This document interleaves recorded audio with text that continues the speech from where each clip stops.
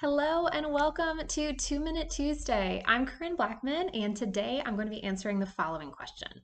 So, the question that we got was, I've seen this ad recently that says cardio won't burn fat, only the calories I have in my bloodstream. So confused.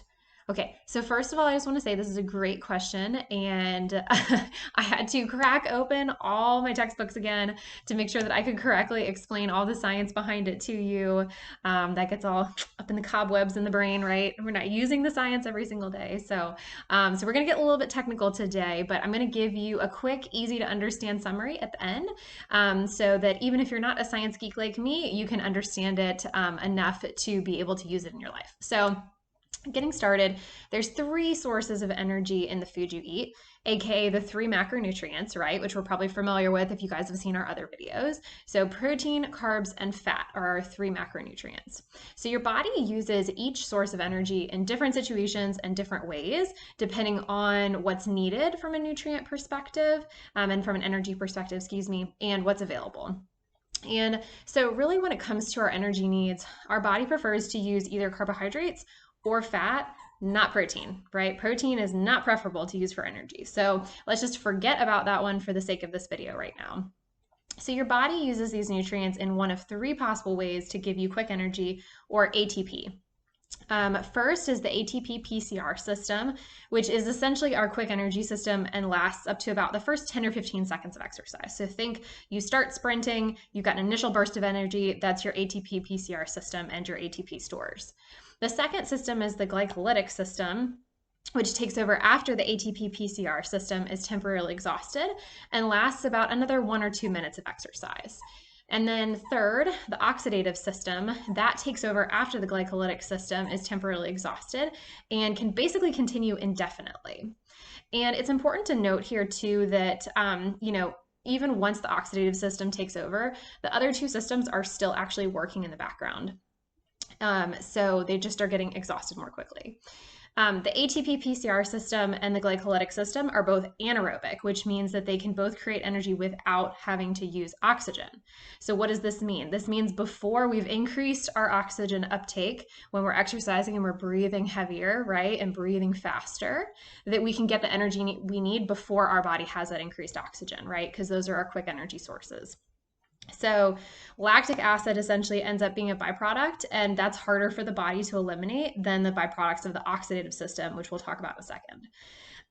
So the oxidative system is aerobic, which means that it needs oxygen to work. And the byproducts of this system, so carbon dioxide and water, are eliminated a lot more easily. So the body is going to prefer this system whenever possible, as long as it has the oxygen to support it. So if the oxidative system kicks in, but the energy that your body needs to keep doing that activity is higher than what that system can produce, then your body is going to make up for that other energy anaerobically, again, without oxygen, using those other two systems. So let's take a little pause. Whew, I feel like we're getting really sciencey today. Are you guys still with me? Okay, so bear with me for another second, and then we'll be done with all this sciencey stuff, I promise. So the oxidative pathway is the last to kick in because it needs oxygen, right? So when the body uses fat in the oxidative pathway, to create ATP, or again, energy, it uses more oxygen than it does when it's actually using carbohydrates to create ATP. Even though fat creates more ATP for each kind of turn of this process, if we think of it like that. And our bodies, again, are always all about efficiency. So carbohydrates end up being really the preferred fuel source when our bodies need to be able to keep up quickly. So, but because we have, plentiful fat stores, right? And all of that is needed for our health. We need to have enough body fat stores, right? So the oxidative pathway, essentially because of this, can help keep us going during exercise basically indefinitely, even if we have to slow down to do it. So like, think if you've ever been running and you've been like, I'm going to do another mile today, or I'm going to do another 2 miles, and you just keep going and keep going and keep going, right? And you're like, whoa, how did I do that? Well, that's the oxidative system kicking in along with these other systems as well. And again, it can kind of help you keep going for that indefinite period of time, but again, slower. That's the key. Okay, so now that we've explored the science behind our energy systems, let's come back to that original question. So this marketing ad that says that cardio won't burn fat. So you might also see this show up on cardio machines at the gym or other places that are talking about like the fat burning zone. It's honestly a popular marketing tactic that really takes this information that I've given you today and that I am giving you out of context, and it makes things really confusing.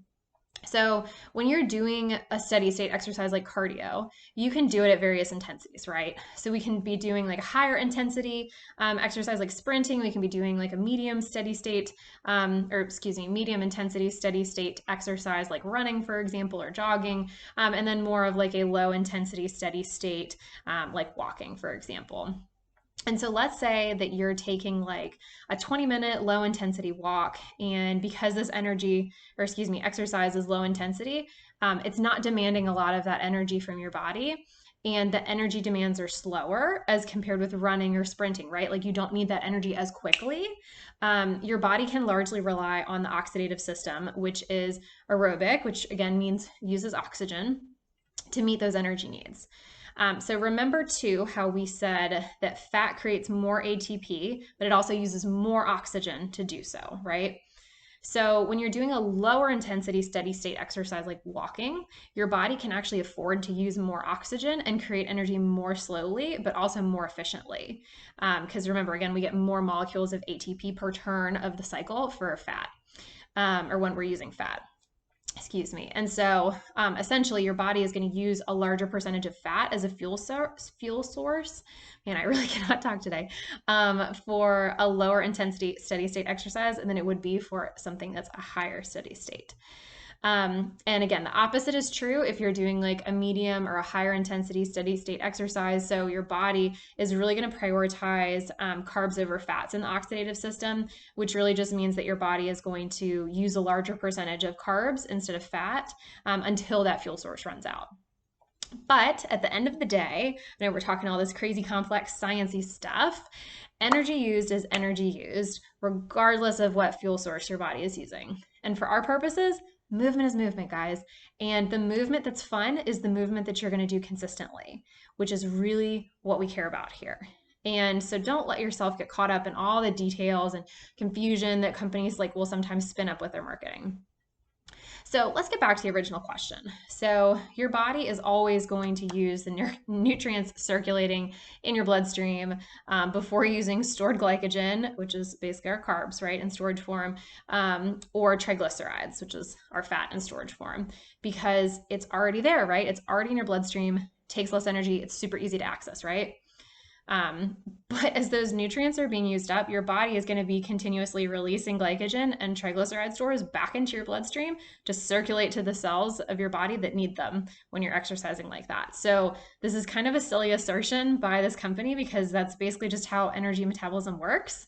So long story short, if something sounds sexy or secretive, or some company says that they have the magic secret that you need to know when it comes to weight loss or exercise or whatever it is, like, and it's part of a company's marketing, it's probably something taken totally out of context and being used as bait to confuse you to buy their product or service.